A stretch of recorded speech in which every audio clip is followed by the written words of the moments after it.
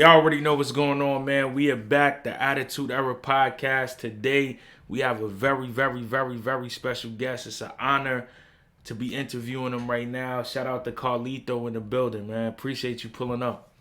Our What's going coolest on, man? Yeah, there you go. I was gonna say one of you was about this. I was expecting from someone to say it. Yeah, Yeah. for sure. To start the interview off, my first question, it's an obvious one, but a lot of inquiring minds want to know because as fans of watching it, we just seen it from the outside and not the behind the scenes thing. But where's the origin of the Apple story coming from? Did that come from you? Did that come from creative? You know what I mean? How did that all come about? What you doing there? Yeah, I get asked all the time. It was a combination of things, I guess. Because if you notice, my the vignettes before I debuted are pretty much all Razor Ramon ripoffs. I think one of the videos is the same thing. Is he spat something? I don't know what he spat at, something at somebody. And then in mine, the version was that I was at a fruit stand and I grabbed an apple and I spit it at the vendor. And I think Vince was watching it one day, the playback, and he goes, "Oh, I love that. I want you to keep doing that." I was like, "All right, yeah, I get to spit the apple. Okay, yeah, as long as it's me, I got no problem with it." And then it just took off from there. Okay. And my next question for you is when you said that, as long as it's me spitting the apple is cool. Was it ever Well, anybody I didn't, I that didn't, I didn't, I didn't say, I didn't say that to him, obviously, because I was starting out. I would have done Yeah, whatever they no, no, told me. no, But no. I was I'm just, I was saying, just happy. yeah, I'm I was saying just in happy your that I mind was though, spitting it. because that's how I would feel. I would never want to be on the receiving end. So was it ever a time where it was somebody you wanted to spit the apple at and they said no, or you did it and they didn't like it after? I don't know, it's weird. It's the other way around. Like I get asked, you on the streets all the time. Yo, man, you spit in my face, or I'm just trying to spit in the face, or I'll do shows where people go, "Oh man, you get to spit in my face." You know what I mean? Like, yeah, man, I always wanted that. It's like, all right, well, I don't understand. I don't understand that. I wouldn't want anybody to spit in my face, but That's I do don't crazy. you know. have do you have like a favorite one, like a favorite Apple spin promo? You're like that one was crazy, stands out. I don't know. Just so many. You know what I mean? One rolls into the other. I don't know. A lot of times on Instagram now is when you see all the videos of stuff. There's a lot of matches and stuff I did that I had no idea. Right. Okay, got you. So something you brought up about your vignettes, however you pronounce that, is your relatedness to Razor Ramon. Was that always so in creative? Were you like you're gonna be the new Razor Ramon, or is it something that just kind of naturally happened with the cool gimmick? No, yeah, it was never the you're gonna be the next Razor. But I guess they didn't know at the time. They didn't know what to do with people from other ethnicities. They didn't know, had no idea about Latinos. So I guess they just said, "Oh, we'll just give him the old Razor Ramon vignettes, and we'll start from there. Then base it on that character." And then I kind of just took it, whatever they gave me, I just took it and then just made it my own. Because if I had gone with what they originally gave me, then I wouldn't have gotten off the ground. Right. And some people may not know you actually wrestled and feuded with Razor Ramon. He returned in character, and you feuded with him. And how is that to actually get to live out that and have that? I never saw the Razor Ramon. I didn't notice the Razor Ramon. What do you call it? Not similarities, but whatever. I remember people used to say, "Oh, he's a Razor Ramon ripoff." I didn't get it until the Hall of Fame. He he was getting inducted right before my dad, and then I was watching his what do you call it, the little play, the video they played before, and then it was all Right. my vignettes. I was like, wait a minute, oh okay, now I get it. That's what I finally I was like, oh okay, I see. Mine were just rip-offs of all these. Okay, I get it now. Um, but yeah, meeting Scott and working with Scott was great. I mean, he was a real good dude. Awesome. That's one of our favorite wrestlers on the show that we bring up all the time. No, Yeah, no, yeah, he was he no, was he was, he was awesome. for sure. Speaking of your dad, you know what I mean, who was wrestling before you was, can you talk about like what influence did he play into your career? Did he give you any pointers, advice, tell you anything that you know what I mean, seen going wrong that you should switch up? Yeah, he gave me all kinds of advice. The thing is, my dad, he still runs a promotion now today. They're going on 50 years this year, Right. and all my jobs I've ever had have been wrestling related. I started, in the canteen selling sodas and what we call empanadillas in Puerto Rico. Uh, from there, I went to beer hawker. Uh, then I was like the cameraman. I put up the ring. I did all that, and then eventually, I guess the next step. Nobody really told me to get into it. It was just the next step was to try wrestling. So why not? I'm about the same size as them.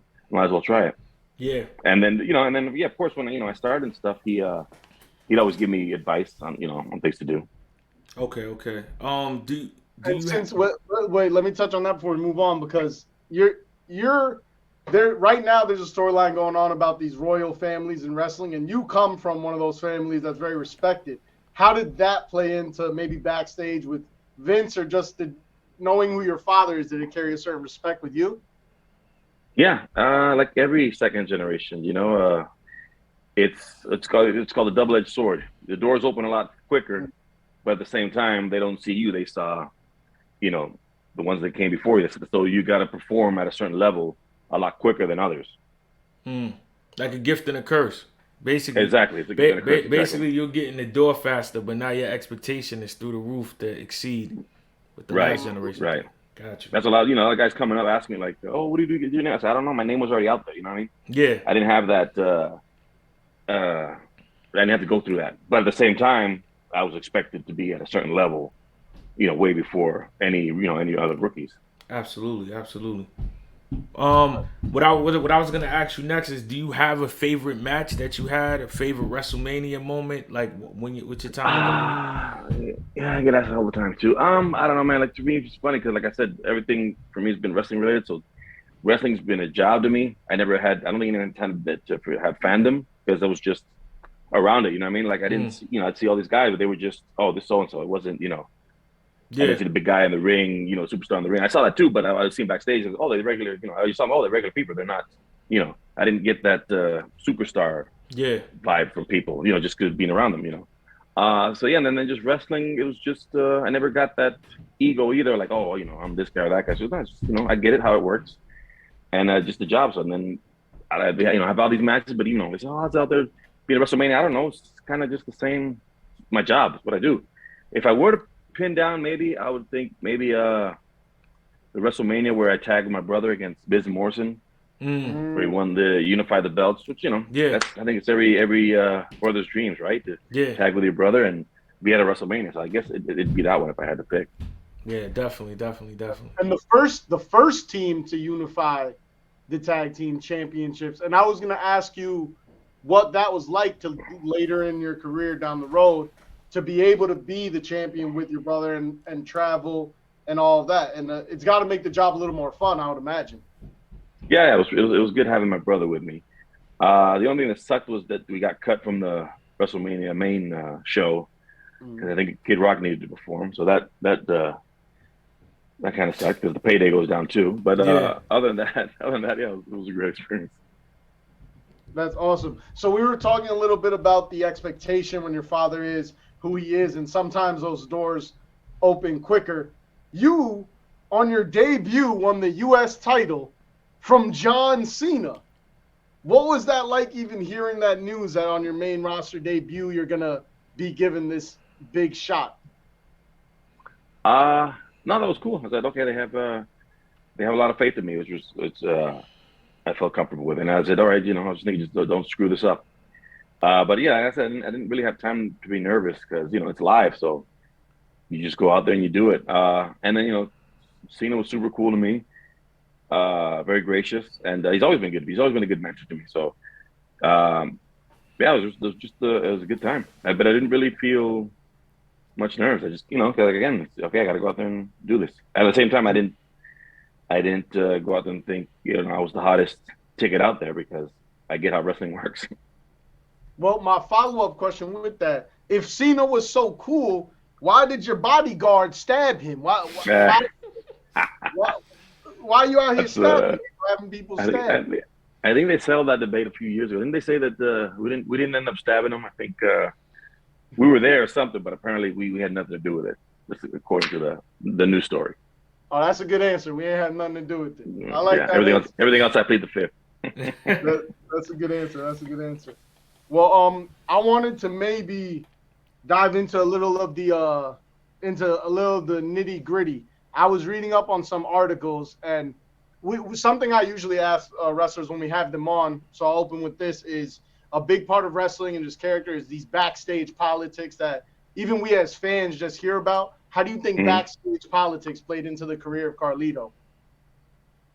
That's a good question. Probably played a lot. I wasn't the best political politician out there. You know what I mean? So yeah, that kind of had something to do. And this might be a rumor. I just read an article and I gotta know if it's true. I saw with an interview with you where you said, "quote You respected Shawn Michaels because he was the only person to be like, yo, I don't like you." Just to, That is true. That is true. He told me to my face. Like a lot of people, yeah, a lot of wrestling business people won't say to your face, say, oh, everything's fine, or keep smile, but they won't, and something's wrong. But Ali, yeah, he told me to my face. I was like, all right, I can respect that. Like I said, I don't take any offense because I don't expect everyone to like me. You know what I mean? But I was when they say, go ahead. No. Finish. Well, I was gonna say, like a lot of times people say, like when they say negative stuff, always a hater. No, sometimes you can have an opinion. Opinion is not positive. Opinion, you know what I mean? Opinion could be positive or negative, but you're not a hater just because you have a negative opinion. So so I like to, when I hear comments and stuff or way people explain things to me, if they might have a reason, they might have what do you call it? They might make sense. You know what I mean? So I don't see it as I didn't see it as okay. He explained to me why he didn't like me and stuff. I was like, all right, I can get it. I had no problem with that. Yeah, but what I was gonna ask you was, what do you think the reason might be? Like, y'all just didn't work well together, or like what? No, we worked great together. We're great. He didn't like what did he like about me? I think I was just too. I forgot what I was. Maybe too nonchalant. I think maybe I didn't even think I took the business serious enough. Or I talked too much. Something like that. I forgot. It was a long time ago. Something like that. Okay. And from looking back at that, did you ever feel like, yo, he has a point, I don't, or was just like, all right, I respect what you said, but yeah, I don't agree with you. I can't remember what it was. It wasn't that big of a deal. Yeah. It wasn't like he hated me. He might have probably had some kind of validity to it. Okay. Got you. Speaking into that, if you want to talk about it, because I feel like even after your run with WWE, you still maintained a great career on the independent circuit, traveling all over, keeping your name relevant. People still come out to see you at a high level. Do you have any idea of like what went wrong with you in the WWE, of why that stopped? Because even to this day, when we mention your name, it's still one of the household names people remember. So it couldn't have been like, you know what I mean? Like you weren't generating enough, traction. So I was frustrated with creative, you know what I mean? And I think they'd given up on me. I gave up on them. So it was the best thing to part ways. You know what I mean? And that's what I really just wanted a break from WWE. You know what I mean? I didn't hate WWE. Yeah. I just needed, it was a constant grind of I just need to be away from all that stuff for a little bit. I guess it was like maybe it's probably like a mental health issue. Yeah. You know what I mean? Probably. I'm not a psychiatrist either, so. And now, go ahead, Z. No, go ahead. No, I was just going to ask now, like, without being there, do you feel like, because you'll hear the cliche answer, like, yeah, my best time in wrestling was when I was with WWE, WCW, ECW. Like, do you feel like some of the best actual wrestling has come now that you're on the independent circuit, or do you still feel like it was when you was with the company WWE? Well, when I left WWE, it was only 31. So I was right in my prime, you know what I mean? So I think in the indies is where, I feel bad that, I feel bad for myself that everybody missed my prime, but it is what it is. Gotcha. Is there a match from those indies that you have one match in your mind that maybe isn't as seen as you would like it to be? Like, if there was one match I just wish everyone could see that I had, it's this one. Nah, I'm not really like that. If you saw it, great. If you didn't, I won't lose sleep over it. I got it. I want to circle back real quick to saying like how you were having frustrative issues with creative, and you actually were one of the superstars that requested to leave. And again, this is reading articles. Apparently, from what I've seen, you can correct me if this isn't true, Vince convinced you to stay. So what is that like, requesting to leave, thus that process and getting convinced to stay? Yeah, I requested to leave 3 times. No, it just shows you how Vince is a genius. You go in there with a mindset, I'm gonna get the hell out of here, whatever, and you leave there. You just everything they're doing is wrong. Everything I'm saying is right. They sell you this thing, and then as soon as you walk out the office and they close the door, you're like, oh wait a minute, oh man, they got me. Yeah, I don't know. It's just you go into some kind of mental what do you call it? Twilight Zone. You know what I mean? Because it shows you what the genius Vince McMahon is. I'm always curious to that as to like what a conversation with Vince McMahon is, because I know you were one of the superstars he was really working on a lot along with Masters. Were there any other funny Vince moments you had or funny Vince stories? Let me see. Just the standard, Vince talking, very animated type stories. But I can't remember anything specific. Gotcha. So we talked about your release, and then in 2021, you came back. We heard the music again, and you returned in the Royal Rumble, and then the night after to fight John Cena again, just like you did when you debuted. What was that like returning? No, it was fun, man. It was great to see some of the guys that are still there, and then to meet the new guys. It was funny because it was weird for the first maybe 20 minutes I was backstage, and then after that it was just like no time had gone by because there's a lot of people backstage there. They were there before me. Yeah. So imagine that, you know what I mean? So it's like, oh, you're skinny, and they were just so friendly to me, whatever. And they were happy to see me. I was happy to see them. So I enjoyed that very much. Go. What I was going to ask you next is, being as you had a feud with Chris Masters when y'all were in WWE, and then when I actually came to the show in Orlando, he was managing you, and now you guys are tag team partners. How did your relationship with him, develop? How did y'all become, close? What that's me assuming, or maybe it's just all work related. But how did you build the relationship with Chris? I think it was organic. I don't know how it happened.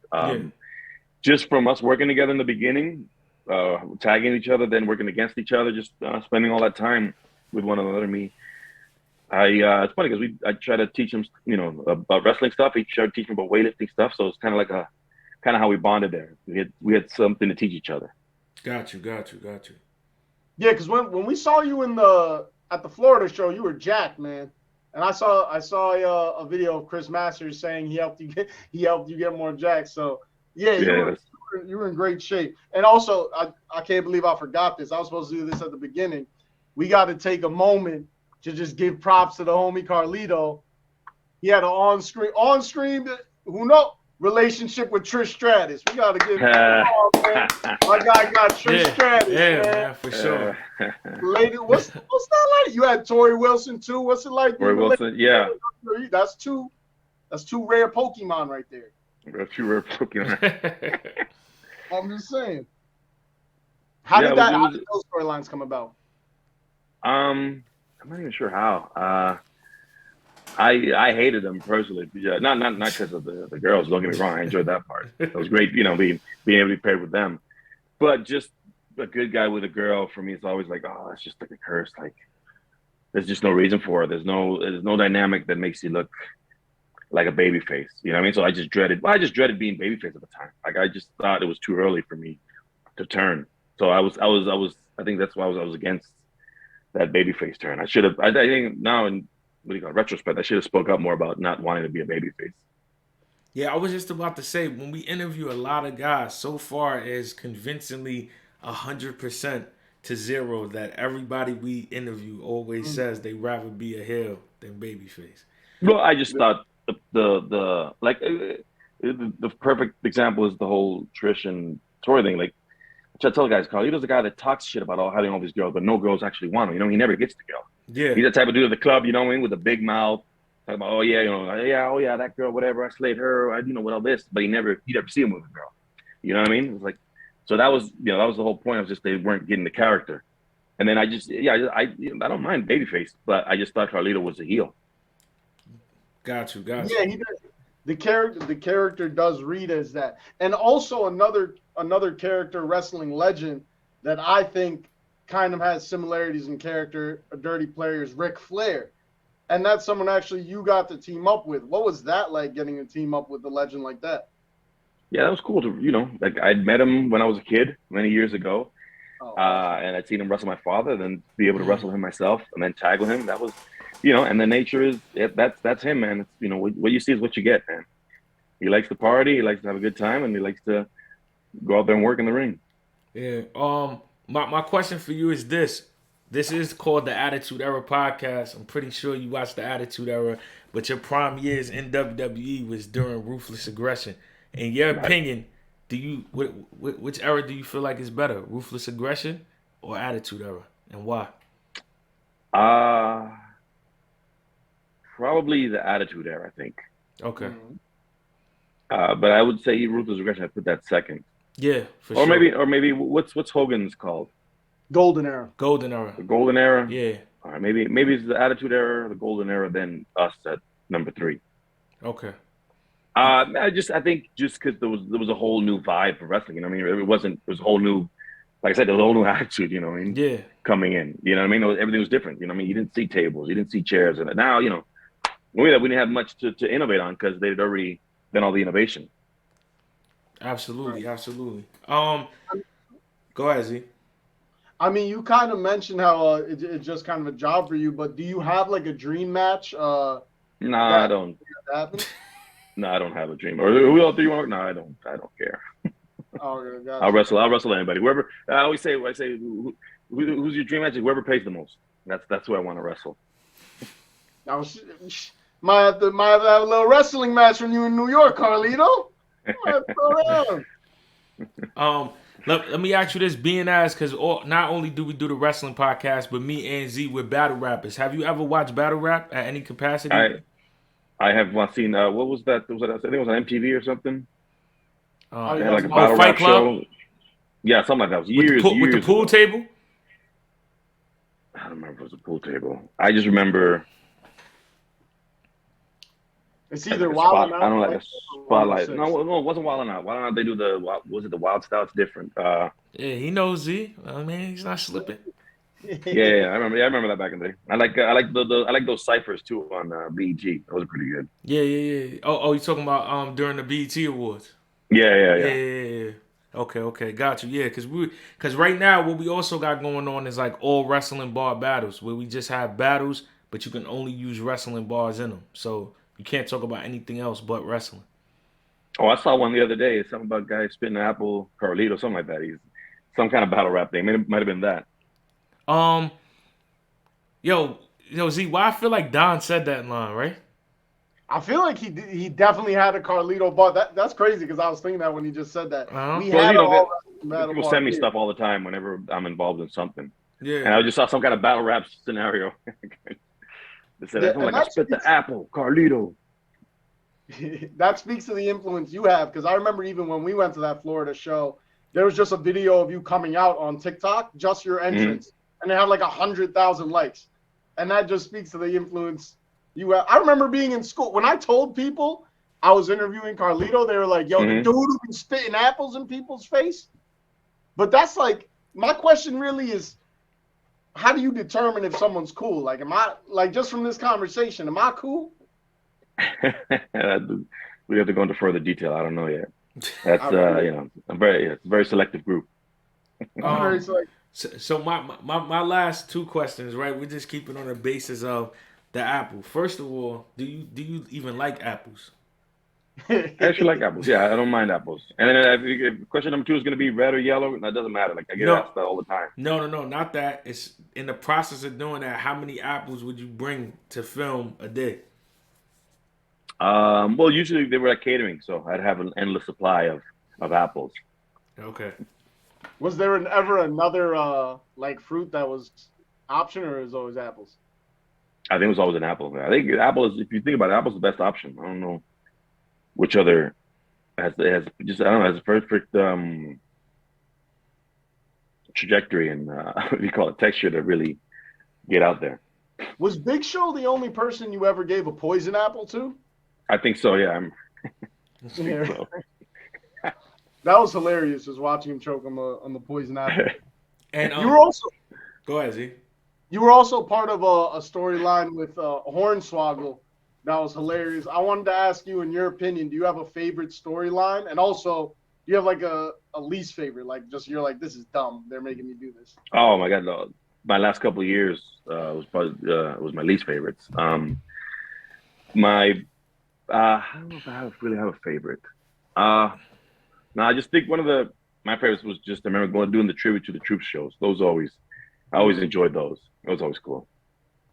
And what's a least favorite? Just your whole last few My years? last few years, just the stuff they had me doing. Gotcha. And last but not least, just right now in the current state of wrestling with AEW and WWE, what's your take on both? Man, I wish them both the best. I think AEW has too many titles. Like, I don't know how many. Well, they got everybody's got a belt there. I don't like that. Then WWE, I think. I mean, like I said, I haven't watched much of the shows lately, but that bloodline thing seems to be. People seem to be really behind that, and I've seen a couple of things. It looks, and I enjoyed that. I think, there's this new direction. I think they're after something good. Hopefully, like a renaissance. And I hope AEW does good too. Yeah, is there a possibility we could ever see Carlito on AEW? I don't know. It's not up to me, man. Everybody, my resume's out there. You know what I mean? Like I said, I don't go kissing up to anybody, and if you want to call me, great. I'm open to whatever. But if Tony, like I said, nobody calls me. But if Tony Khan pulls up with a nice 6-figure check and some apples, absolutely. Yeah, I'd love to, but like I said, nobody calls me. Gonna be apples all over AEW. Facts. But what about a WWE return? What's that? What about a WWE return? Again, it's not up to me. It's up to them. I'm willing to do something, but like I said, it's really up to them. It's really their call, not mine. Got you, man. Appreciate your time. Appreciate you doing the interview with us, man. And we definitely look forward to seeing what you got going on for the rest of the year, for sure. Oh, do you have anything that you want to let people know that's coming up that you got so far locked in for 2023? Yeah, I got a bunch of stuff, man. I'm out there on the indie scene, man. I'm different countries, different places. So you'll see me around. All right, got you for sure. Appreciate it, man. All right, man. All right, got you.